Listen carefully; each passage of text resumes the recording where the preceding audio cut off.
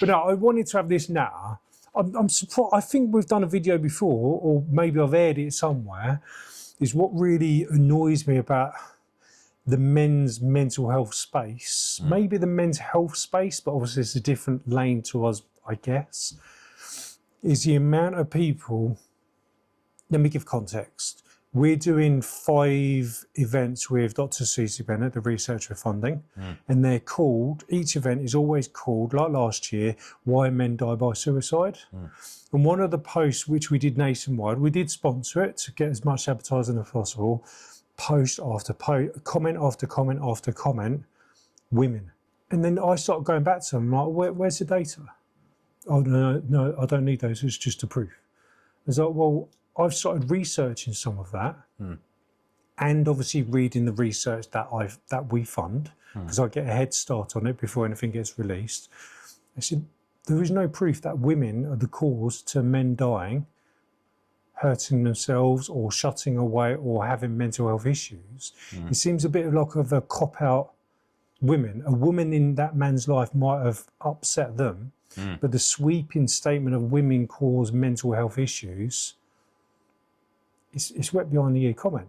Does that make sense? Yeah, kind of. But is it representative of the entire data? Doesn't back it up. Data doesn't back it up. But equally, it's the vocality of certain men who have obviously then seen the research has been posted and promoted about, and that has then in turn triggered a response, and they felt the need to then vent their views or frustration or perception. It's all vented. Exactly. And what's interesting is the amount that then attribute the issues or the challenges, like, because it can be even outside of why do men die by suicide. It's probably broader than that, because there is so many different situations that objectively men will experience and suffer from, of which women will be a contributing entity, variable or catalyst in.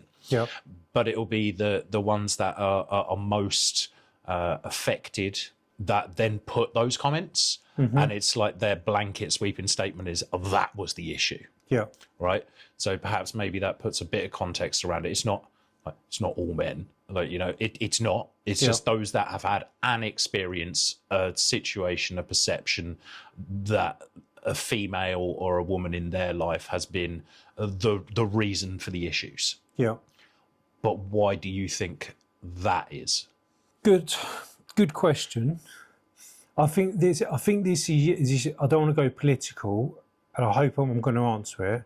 I think this is the issue with mental health, especially men's mental health, is everyone's got their own opinion based on their own life. And that woman in that man's life has clearly caused hurt enough for them to do a sweeping statement of women. Women are the reason why men kill themselves. Have I answered that? Kinda, yeah. And again, but that's a perception, and opinions are our own. So obviously there's no data to kind of back it up. You've said perception a lot today. But because it is, like, to me, it's something that I've been musing on a lot lately, because it is, and we talked about it last time when we sat down, we talked around a load of things. It was about, I think the conversations we have around the topics that we talk about, we can only ever give our own perception of through our own experiences, our own life, kind of, the things that we've gone through, and it's how we perceive them, and it's respecting the fact that somebody else has a different view, perception, understanding of that particular situation. And what I liked about what we talked about last time is the fact that we can have an objective conversation where actually we might disagree. There's two polarizing views on something. It doesn't mean anyone's right or wrong. It all comes down to perception. Right, which is why we can't provide answers. And the lack of critical thinking. So your perception is that when we put, like, Susie Bennett's great work that she's doing, and she's putting all of this time, effort, research, blood, sweat and tears into not necessarily trying to find an answer or a solution, but looking into it in such depth, and then a certain segment of the populace then turn around and go, well, women are the problem. So does that invalidate her involvement in the research? Does it invalidate her views, opinions, or perceptions on the research that's being done? Does it invalidate her right to be able to have an opinion or voice anything about it? And that's something that I do also see outside of just the blanket sweeping statement, oh, it's women are the problem, because it's reflective of the fact that, well, this is real life. Yeah. Because your influences in your world, the variables, the catalysts, it's 99 out of 100 times, there's going to be women involved, right? And again, they're wired differently, so they communicate differently, to how we do often.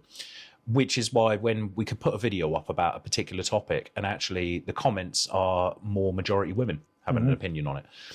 But it's not because... That's the thing, there's an important bit, actually. With our fundraisers, and bear in mind, we're blessed that we fund research, which is not cheap. We fund research, we fund other charities in the thousands of pounds. We fund free therapy sessions every 2 weeks. We fund the MANUP talk stuff. To be fair, other than the software behind it, we still fund it. But no one's ever charged us for it. What was it? Yeah, the camping trips. We do a lot of good stuff. But the point what I want to make before I lose myself is actually most of our fundraisers are women. And why do you think that is? Normally it's because they've lost a bloke. Exactly. They've been affected by the situation too. Yeah. So it's the other side of that spectrum where it's like you might have one vocal demographic of people that will go, women are the problem, but equally it's objectively understanding that women are also fundamentally affected by the negative impacts of it, and that somebody is always suffering. When somebody takes their life or dies by suicide, it's always the people that are left behind that then have the pain and the trauma and having to deal with that stuff. And that doesn't invalidate the fact that a woman's opinion on it is because they've suffered through it. Yeah. So yes, we man up. They didn't cause the death. That's the thing. And that's what gets my back up. And say, for example, there was one that, the Man Up talks we do. There was a weird batch, because most of them are led by men. But I think there was one bit where it was just like we'd run out of men, and out of like them 6 months, the slide things, the images we shared, 3 of them happened to be women. Yeah. I think there's Susie Bennett, Beth Jones, and I can't remember who the other one was, so hopefully she's watching, I apologise, memory like a sieve. But loads of blokes are just like, why are you giving women a voice? Like, they won't listen to us. It's like, well, hold up a minute. But that's the whole point, is because that's real life. Yeah. Because it's not about insular men, essentially. It's just like our views and our views are right. It's about understanding the different perspectives and the different kind of parts that make up what life actually is. Yeah. There are women in our life. They're affected by our actions. They affect our actions, both emotionally, physically, all of these kind of aspects to it. So just because somebody isn't within that doesn't necessarily mean that it invalidates their opinion on it. It's like somebody who might be into animal rights activists, right? It's like, I'm not a cow, but, I can still have an opinion on something in relation to the meat industry, right? Yeah. It's like any particular topic, you don't have to be a tree to, think about, conservation and having nice forests around. And it's the same kind of argument. It's the fact, it's just reality of the world, is the fact that multiple perspectives and views, particularly of those of different demographics, genders, whatever it might be, validate and help put shape around what the actual topic and the argument and the situation might be, because you can't just have one view on something. No, exactly that. But that's my argument. I remember some of these comments like, "Why are you giving women a voice? They don't listen to us." It's like, well, these are women who are very, very prominent for standing up for men. Yeah. 2 of them actually, I believe, are lesbians. So if you look at statistics, they shouldn't be on our side. But they are. They're fighting tooth and nail, and some of them have lost professional connections because of their well, actually, men aren't as bad as society's kind of making out. So just because that person who's commenting, why are you giving them a voice? Women don't listen to us. I get why they're saying that, but if we're highlighting women who are very much standing up for men's mental health, why men are dying, and we're giving them a voice, they've spent the time, dedicated their lives to research it.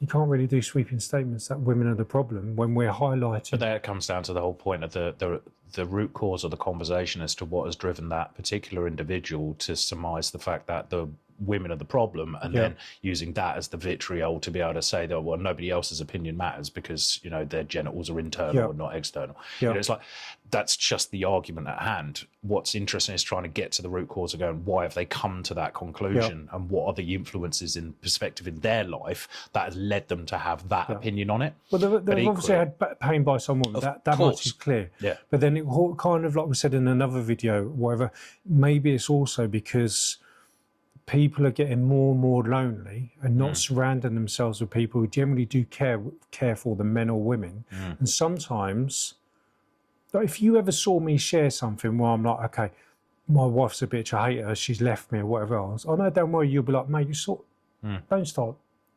Do you know, I think there's like because we're all turning into recluses, more so with men, in my personal view. Not just on my personal view, I speak to a lot of men.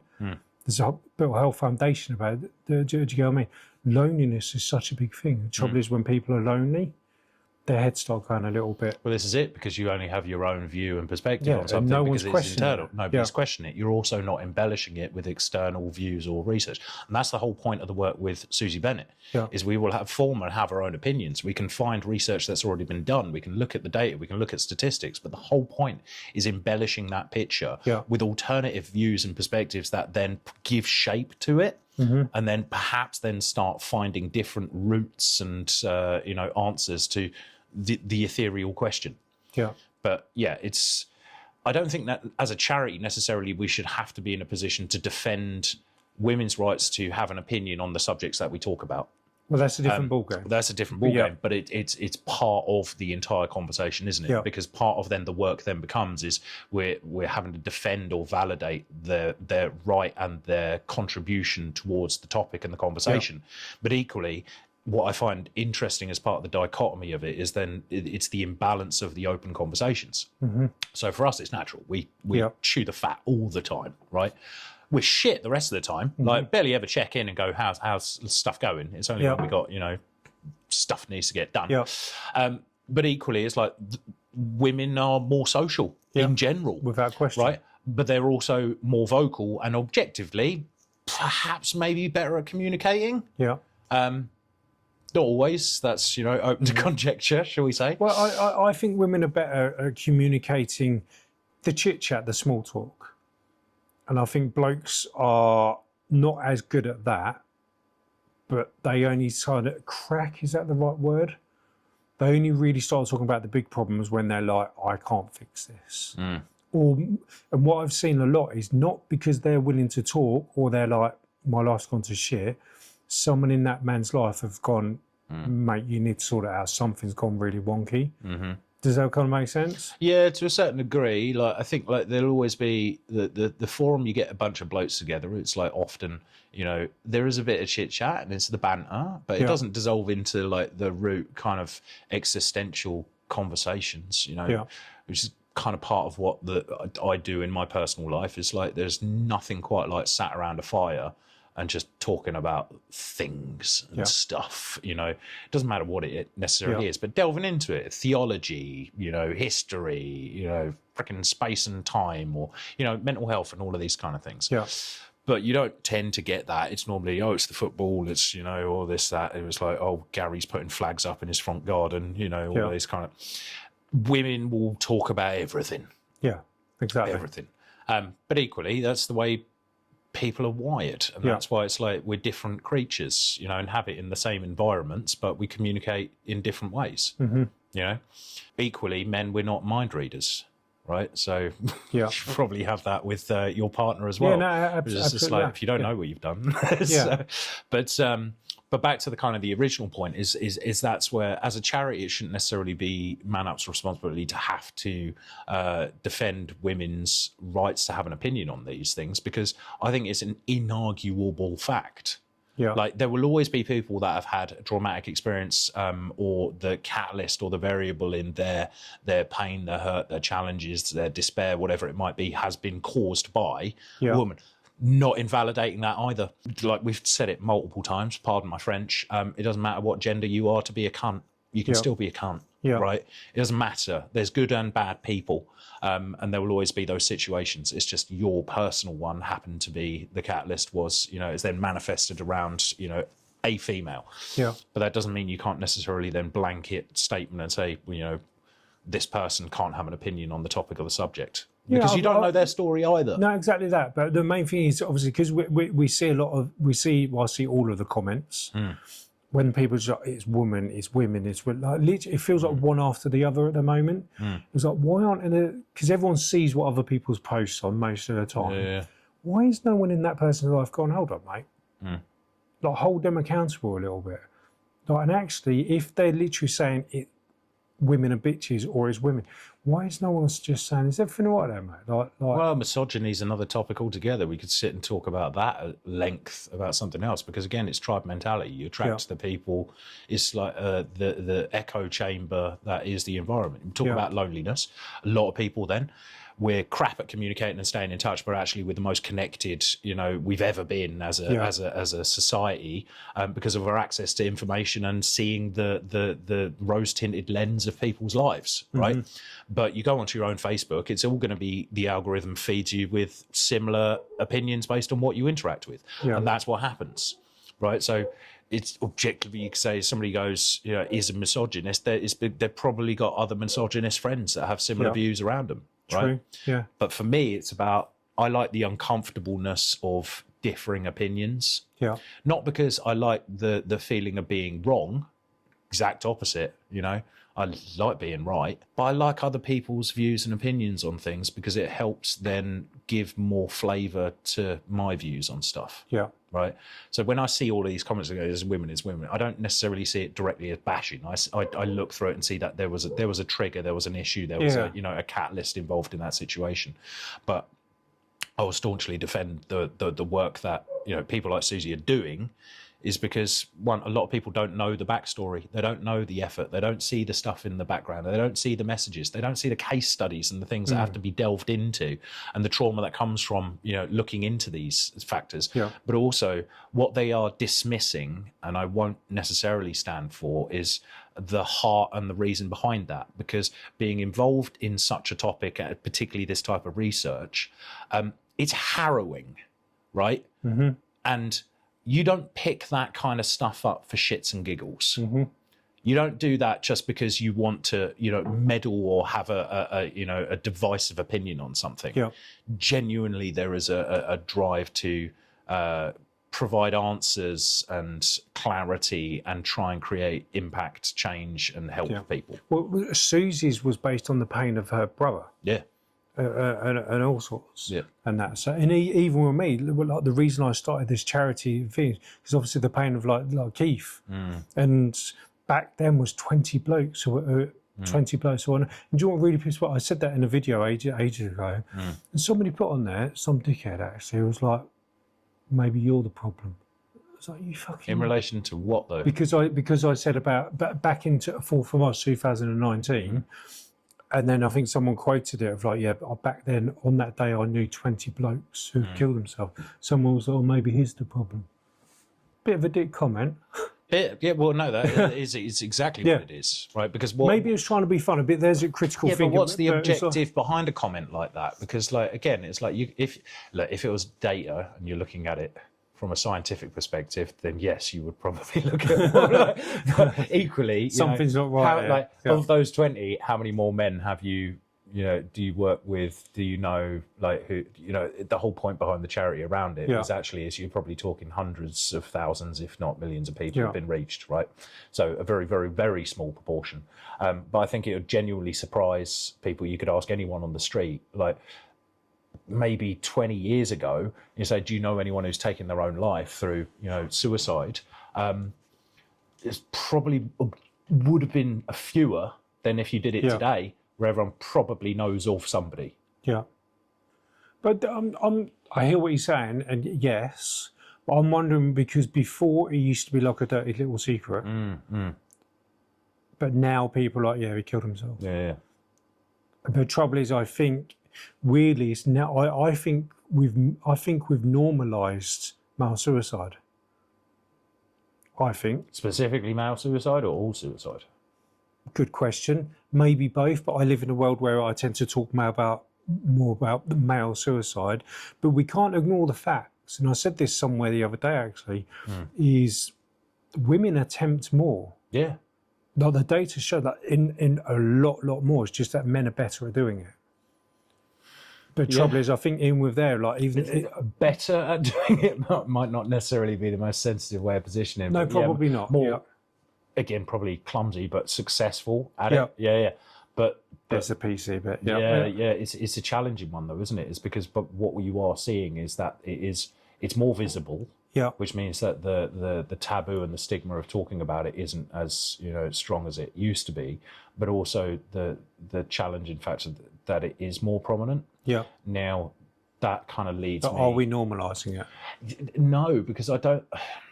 So I think from my perspective, right, is I don't think it's necessarily been normalised, but I think it's been desensitized, which I think is slightly different. Is that the same as more normalised? No, because like normalised is just like it's normalised. I would understand as being it's just like it's just part of human life. It's just so there's going to be a perception that does that. Yeah. Whereas perhaps maybe the positioning of desensitized is almost like you've just almost become numb to it as a fact now. Which it's like watching horror movies, right? Yeah. You saw somebody in an accident, and you're not necessarily as traumatized by it as you would because you watch some gory movies, that kind of thing. I don't know. It's Final Destination, the logs. I won't drive behind logs. Yeah. Still traumatised, but I hear what you're saying. But so I think it's not necessarily been normalised, but it's been more like desensitized because we hear about it so much more. So you kind of like people move on from stuff a lot quicker. Particularly as like the society, it's like somebody like a celebrity takes their life. And everyone's like, be kind, do this, think about that, and then like 2 weeks later it's forgotten and they're calling somebody a prick on the internet. It's just like whatever it might be.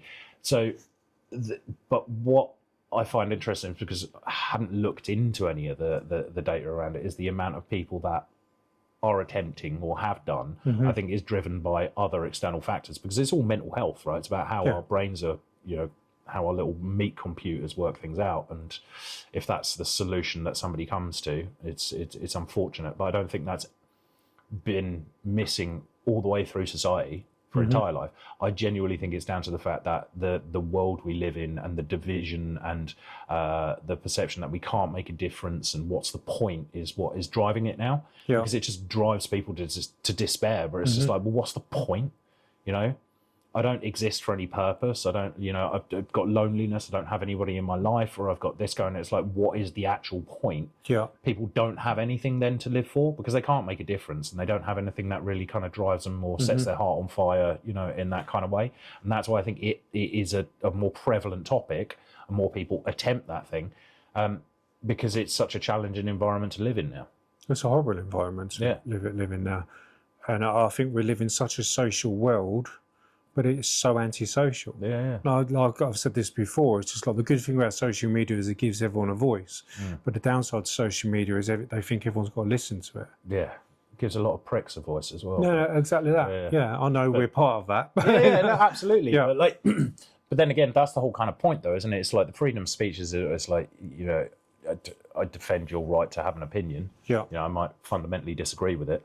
But equally, I think it's the knock-on effect of that is looking the other way around. Is the fact that it's giving everybody the view that their opinion actually is right and it matters, because it's being fed into that echo chamber, and it's constantly. It's like, so yeah, it's a difficult one. I think we're now suffering with the product of what we've created. The tools and the influences, and the society that we live in, and that's what people find so challenging now. Yeah. I find a lot of aspects of it really, really freaking challenging. You have those moments you go, well, what's the point? What are we doing this for? I've asked myself that many, many times. Yeah. Especially like if I go into schools or anything like that at all. And I don't know, I've spoken the kids Craver, was it? What the schools when you've seen it with your own eyes, when I asked them 3 questions, like, do you speak to anybody at home, not a parent? Nope. no hands go up. And I've asked that question, and that's what really frustrates me. I'm like, so we're only educating this era of men and the people with them, but in another 15 years or even 8 years, when the next batch of kids go up, it's all going to start again.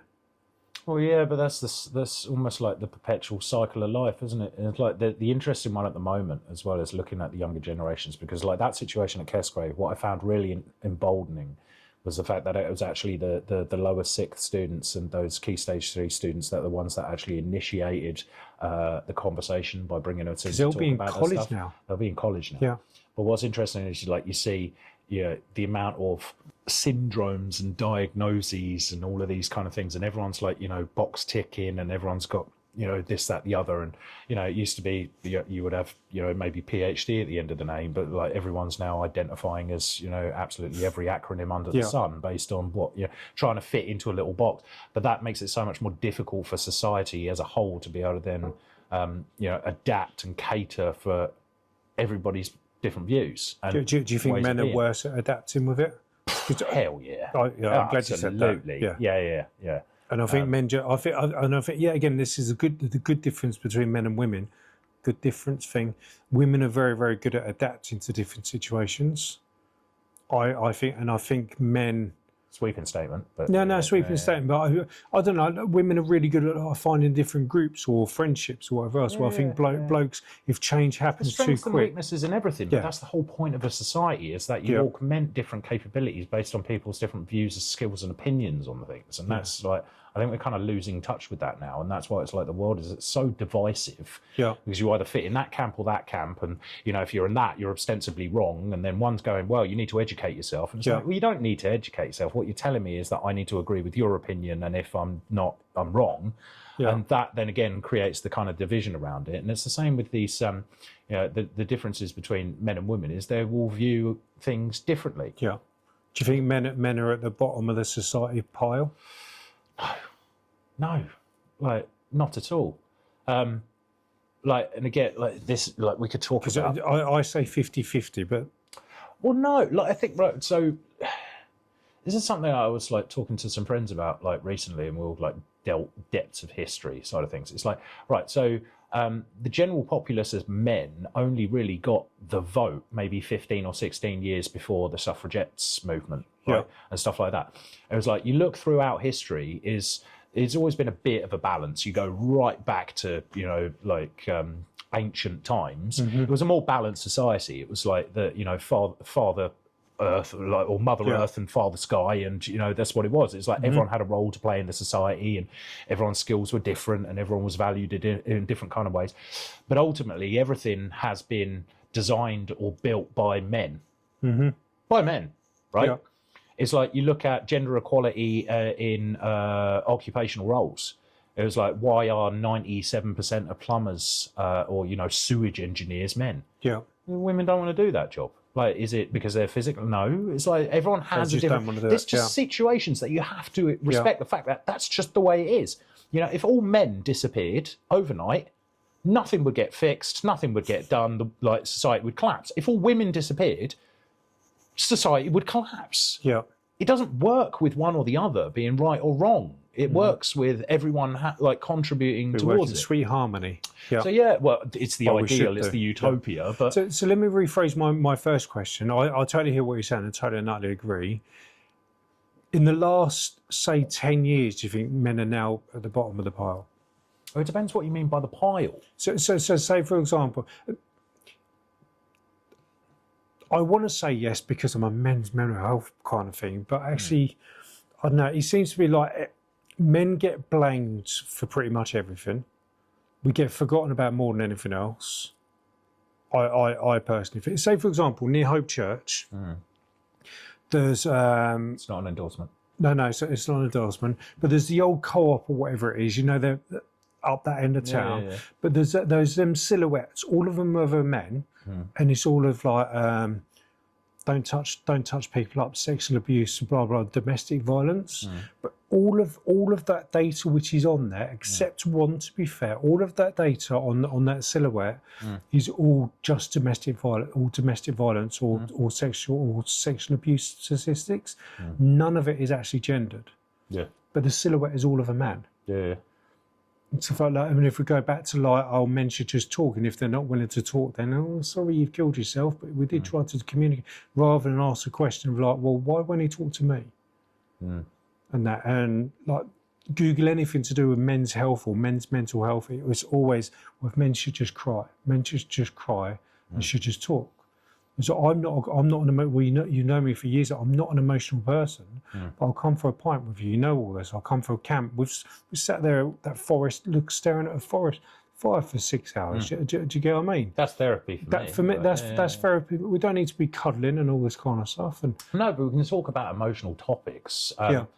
But again, that's because our relationship over the decade plus we've known each other is just purely and simply because we've built that trust and rapport around it. And I think it comes down to one fundamental thing, which is the fear of judgment. I know you won't judge me, and equally, if you did, I wouldn't care. Oh, I'll take the benefits. Yeah, exactly. But that's the relationship we've built over time. But that's like, I've got female friends. Yeah. I do that with. Yeah.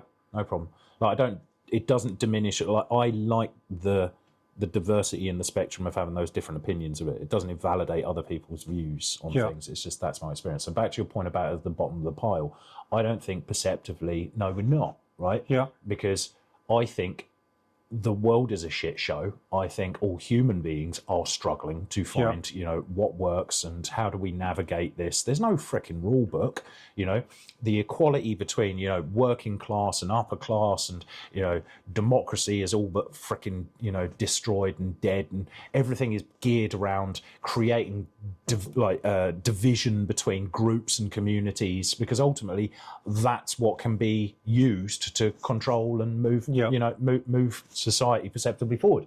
Everything is about control. Yeah. But we can't control any of that stuff, which is then creates the byproduct of all of the anxiety and the frustration. And I can't change anything, and what's the point anymore? And that's what I see as kind of a catalyst and impact to it. But then also I see the catharsis around is trying to then, realise or at least come to your own conclusion, the fact that you can't control what you can't control, but you can control what you can control. Yeah. And it's trying to find those things that in life are actually enriching and giving you purpose, whatever that might be. And the crux of the argument is whether you're gay, straight, whatever it might be, is that women are a fundamental part of that, and they are a contributing part of life, society, the world. And that's why they deserve to have a voice in this conversation just as much as we do, because otherwise our perception, view and conversation and topics around it would be purely too one-sided. Yeah. And that's what that us versus them does not work. It doesn't work. And it drives me nuts, especially with like people in the men's mental health space. It does feel like us versus them. Well, yeah, it's like, and it doesn't work. Burn any brighter by blowing out somebody else's candle. And it's the same thing. It's like the people that put up that mural, right? That's just one small segment and another initiative or something that's trying to raise awareness towards a particular topic, and maybe haven't got that. And that's a forum for a conversation, is to speak to those people around it and go, did you know that? Oh, no, I have done that. They're actually getting rid of it. But the thing is, I remember Suffolk Police, they shared something about sexual abuse or some domestic violence. It was something like that. But they got this statistic, and obviously I know these statistics because I've read them loads and loads of times. And then I see what they're doing, and then they basically worded it of like, women, you can call this number. I'm like, but that statistic is basically domestic violence. I can't remember what it was, domestic or sexual abuse or something like that, or sexual assault. But that statistic was both genders mixed into one. It was just a statistic. It was nothing gendered. Then they made it about gender. But then I know the charity, which I've forgotten their name, the charity helps men and women who have been sexually abused. The trouble is, because they've tried to put the agenda of women reach out because something's happened to you by a man. They've then tried to signpost it to a charity. That charity helps men and women, but they've also that gateway funnel, if you will, has just told men this isn't for you. But that's a societal But that's what I mean that's about. created in those situations. Because again, it's like, Hence my comment if you about had a completely impartial charity on that case, it's like a man reporting domestic abuse or whatever it might be, to what degree do they feel, again, that form they're going to be taken seriously and it moves forward, which then the knock-on is how many of those calls are actually from men versus women, and it's like, where do you move the needle? There's no answers to these things. Yeah. Right. Well, the thing is, this can go into a thing, because like, did you know, technically a man can't be raped by a woman. Technically. Technically, a man cannot be raped by a woman. Because it's about penetration, and there's a lot of experimented enough then. No, exactly. But there is, so it's literally in law. So a woman cannot rape a man, absolutely. And but there's so much data where actually the crime against him has been logged as a crime against. It's literally in law. So this is one of those things where it's just like there's a massive flaw in the data. And we've tried to highlight that. We've funded a charity what deals with male domestic violence and all this kind of stuff. We tried to highlight that, but then straight away people just like, well, it happens more to women. So I'm well aware of that, but that doesn't mean we can ignore what's happening to men and young boys as well. Well, that's where you come full circle to that whole point. Is you put a video up and somebody goes, well, women are the problem. Yeah. Yeah, true. Yeah. Is that, a contributing factor to it? So it's just being aware of the world we live in. Yeah. I think we should just bring back critical thinking in schools. Common sense, unfortunately, is not too common, and that's a whole nother topic anyway, at least from my perception. It's like regurgitating rubbish that you'll never use in school. It's not preparing people for to be fully functional, autonomous, and contributing within society. And that's again by design, I think. You just want people just to be able to take orders and regurgitate what they've been told, rather than forming their own opinion on a particular subject. And then also, like critical thinking is finding external views and opinions to be able to draw conclusions that are completely rounded and actually have shape to them, rather than just being one singular laser focused view on something, which is always going to be wrong. Yeah. So. But yeah, again, that before we draw to a close, but that's what concerns me is more and more men, and I'm speaking to these men all the time, because the world is moving at such a rapid rate where everyone's got an opinion and their opinion's right. Men are just like, I can't be, I'm all right. So they shut away even further. And it feels like, oh, that's okay, until they're dead. Yeah. Yeah. There's the end of that video, isn't it? Well, until they're dead. Well, no. Well, we can bring it back. But do you get what I mean? It's just like more and more men are turning more and more into like recluses. Well, yeah. And again, that I think data is backing that up. But that's a byproduct again of people's experiences through life, is the fact that they don't see that there is any other option. Yeah. And that's ultimately the crux of what happens with suicide attempts anyway. It's because they don't perceive or see that there is another option, and there's nothing else to go live for. Yeah. Which is the saddest part of it. Weighty subject. It is one. It's definitely a second video subject as well, but. That's the thing, and that's all I ask is like as a charity leader and all that kind of stuff. As a dad, as a person who just shares his life with men, women, and donkeys and all sorts. Confuse my own head sometimes, but it's just like let's talk more about the donkeys. Yeah, no. Gerald, his name, but no, it's just like up to a point, question stuff. Everyone's allowed to have an opinion. Yeah, but be willing to change that opinion. It's just like exactly as I say. It's just the art of being able to debate, and critical thinking, and ask questions, and appreciate and try and view other people's views and opinions is a dying art now, genuinely, and that's what it is. It's like. The whole kind of point is you have to look at the entire spectrum, and it might not be right or wrong, but it needs to be able to influence and flavour what you're doing. It's like if you have a digestive problem, you're looking at what you're eating, you don't just go, well, it's just the bread. Yeah. You know, it's, well, what else are you putting in? What are you drinking? What are you eating? What vegetables? What It's the fruit? yeast. What meats? What this, that, yeah. You know, look at the entire spectrum until you can, you know, come to a conclusion and diagnose. Yeah. It's not just looking at one tributary fact and going, well, that's the only route in. Yeah. And that's the whole point. Is, you know, reality is whether you like it or not is a woman's opinion on a particular topic that might be perceived to just be about men is still valid. Absolutely. Because they're a contributing variable or factor in the you know, the fabric of life, whether you have a partner or not. Like, you come across people day to day, whatever it might be. Everyone's got a mother, you know, like, you know, again, you know, objectively different, you know, parental situations, but everyone's got that in their life. It's a contributing factor. Yeah. So yeah, it'd be a pretty weird, shitty world if we all just walked around and it was only ourselves, wouldn't it? No, exactly that, where you just separate the planet half men, half women. Yeah. It just won't work. Both societies would completely and utterly fall apart. Yeah. There's a really good book actually called, it was written in 1934, J.D. Udwin or Irwin, I think it's Udwin, Sex and Culture.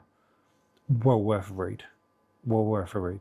And it basically, this was written in 1934, but it looks at like cultures, why they fell apart, like the Romans and some, and it just looks at the stuff, and it's basically the core fundamentals of like people not working together. Cool. We'll be back next week for our book review. Absolutely. Done.